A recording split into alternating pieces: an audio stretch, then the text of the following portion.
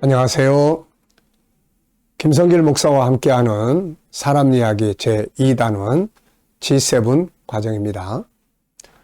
이 시간에는 이제 유일성 안에 들어있는 재능의 영역 제1회가 되겠습니다. 1-1회가 되겠습니다. 자, 페이지로는 이제 3페이지가 되겠습니다. 네, 재능의 영역 1-1. 네. 자, 먼저 이 페이지를 보시면은 이제 목차가 쭉 나와 있어요.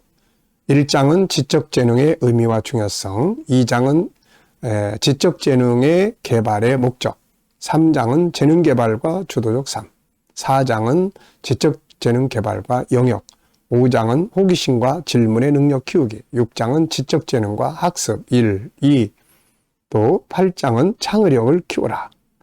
또 9장은 즐겁고 행복한 공부를 하게 해라.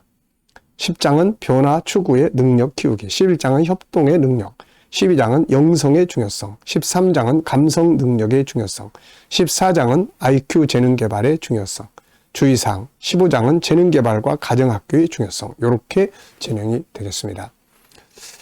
자, 제1장을 보시면 지적 재능, IQ의 의미와 중요성에 대한 내용이에요.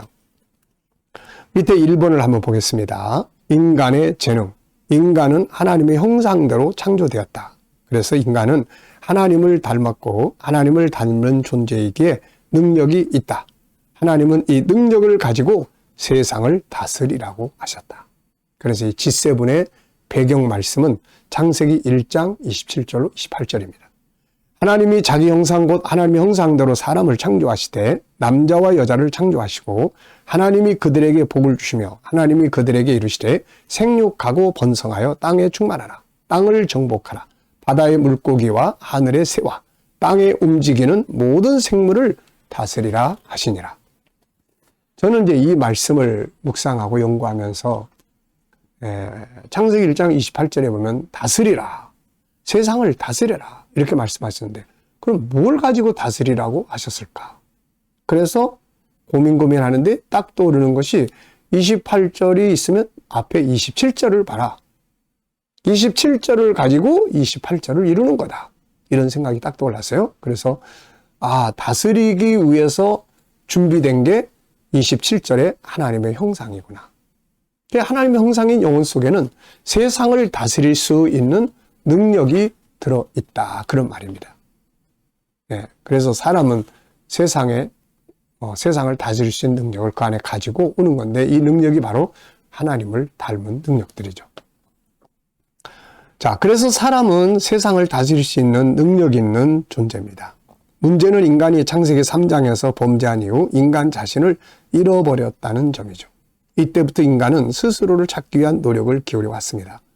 그 중에 한 영역이 바로 재능의 영역입니다.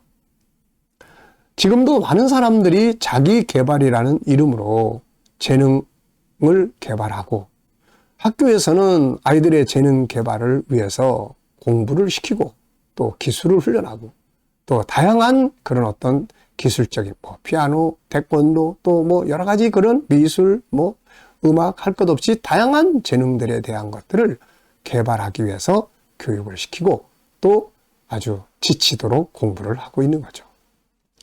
이제 여기서 중요한 것은 이런 내용을 좀 우선 바르게 이해를 해야 돼요. 이게 공부가 뭔지, 교육이 뭔지 이런 것들을 좀 제대로 이해를 해야만 올바른 교육이 될 수 있고 균형적인 교육이 돼서 온전한 한 사람을 만들어낼 수가 있게 되는 거죠. 전인교육, 우리 이런 말 많이 하잖아요. 전인교육이라는 게 뭐예요? 전인교육은 IQ, EQ, SQ가 균형 있게 만들어진 사람을 말하는 겁니다. 이런 사람이 바로 전인교육이에요. 네. 그래서 디모데후서 3장 15절로 17절도 보면 성경이 뭡니까? 바로 인간을 전인 교육을 시키기에 합당하게, 유익하게 만드는 책이에요. 영적인 것만이 아니라 우리를 구원에 이르게 하는 것뿐만 아니라 사람을 온전하게 교육하기에 유익한 책이다. 그래서 이 안에 들어가 보면 이제 지적 재능이 있고 감성 재능이 있고 영성 재능이 있는 것을 볼 수가 있는 거죠. 자, 그래서 많은 사람들이 가지고 있는 재능, 이것을 이제 연구를 하면서 세 가지 형태로 사람들이 정리를 해놨어요. 그래서 우리도 우리 안에 들어있는 재능을 잘 이해하기 위해서 이 세 가지 형태의 내용을 우리가 주제로 해서 살펴보게 되는 겁니다. IQ, EQ, SQ. 그러면 이 IQ라는 건 도대체 뭐냐? 우리가 보통 IQ 그러면은 이제 지능 지수, 지적 지능의 지수, 요거를 이야기를 하는 거죠. 자, 그래서 원래 이게 왜 시작이 됐느냐?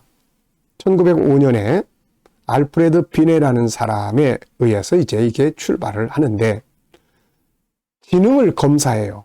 그래서 본래는 이걸 왜 검사를 했느냐? 학습을 하는데 어떤 애는 이해가 빠르고 어떤 애는 느리고, 그리고 어떤 애는 그것을 잘 소화시키고 더 발전하고 어떤 애는 못 쫓아가고. 그래서 왜 이런 현상이 생기는 거냐?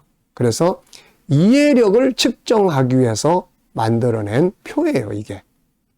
이해력을 측정하기 위해서 만들어진 표입니다. 그래서 이것을 가지고 아이들이 얼마만큼 이해를 하느냐, 거기에 맞춰서 교육하기 위해서 만들어진 거예요. 근데 지금은 이게 이제 세계 속으로 퍼져나가면서 인간의 어떤 그 지적 능력을 이야기할 때 사용하는 단어처럼 이렇게 만들어지고 있습니다. 그래서 이게 사실 우리가 이 인간의 그 IQ 측정, 뭐 IQ가 130이다, 140이다, 뭐 나는 100이다. 사실 이게 뭐 그렇게 절대적인 건 아니에요. 절대적으로 그걸 생각할 필요가 없습니다. 이것을 우리는 전체적으로 인간이 알아야 될, 세상을 다스리기 위해서 개발해야 될 지식적이고 기술적이고 학문적인 교육을 하는 틀이다. 이렇게 이해를 하시면 되겠습니다. 자, 그래서 뭐 IQ가 나는 90밖에 안 돼. 그래도 실망할 필요가 없어요. 단지 이해하는 속도가 좀 느리냐 빠르냐 이런. 그런데 이런 사람도 또 이해가 빠른 또 자기 과목이 있어요. 어떤 과목은 느린데 어떤 과목은 또 엄청 빠른 게 있어요. 그래서 이런 것들을 다양하게 측정해서 이 사람의 적성을 찾고 아이들의 가야 될 방향을 찾고 이렇게 하는 거거든요, 이게. 그래서 IQ 그러면 단지 어떤 이 IQ 지수를 표현하는 요거보다는 우리는 IQ 그러면 일단 전체적인 지적 재능의 상태, 이렇게 이해를 하고 보시면 되겠습니다. 자, 여기 보면은 지능 검사 개발, 정신 연령과 지능 지수의 개념 제안, 기본 지식, 수리력, 어휘력, 이해력, 빠진 그림 찾기, 블록 짜기, 모양 맞추기, 바꿔쓰기, 그림 차례 맞추기, 공통점 찾기 등. 이것은 당시 학습 능력이 뒤떨어지는 아이들을 돕기 위한 이해력 측정을 위해 만들어진 프로그램이었다. 그러나 이후 이것이 계속 전달되고 알려지면서 사람의 능력의 척도를 가늠하는 기준처럼 사용되어 왔는데, 뭐 IQ가 130, 엄청나게 똑똑하네요. 천재네요. 뭐 IQ가 90, 좀 둔하네요. 자, 이렇게 평가를 하면 안 된다는 거예요. 이게 이 밑에 이야기했죠. 참고할 수는 있으나 이건 이해력이에요.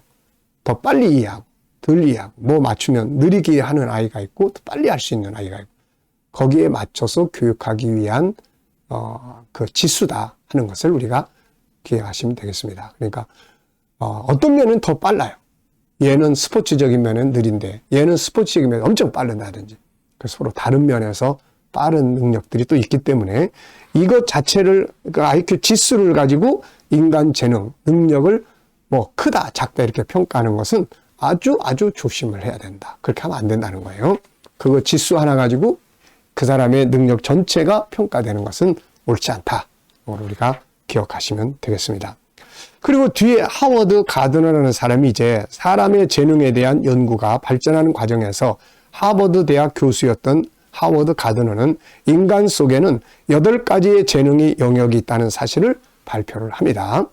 인간 친화지능, 자기 성찰지능, 자연 친화지능, 공간지능, 음악지능, 신체운동지능, 논리수학지능, 언어지능 등 8가지의 지능을 통해서, 그래서 요즘에 아이들이 적성검사나 뭐 이런 거 할 때 이 사람이 만든 8가지의 적성검사표를 활용하는 경우도 많이 있습니다. 자, 어쨌든 이 사람은 우리 안에 지적인 분야가 바로 이 8가지의 능력, 이 안에 8가지의 영역이 들어있다. 사실은 훨씬 더 많은 거죠. 우리가 성경을 원리로 놓고 생각을 해보면 훨씬 더 인간 속에는 이 영역보다 더 많은 영역들이 우리 안에 능력으로, 이 재능으로 담겨져 있다 하는 것을 기억해 두시기 바랍니다. 자, 다음 시간에 계속 이어가겠습니다. 감사합니다.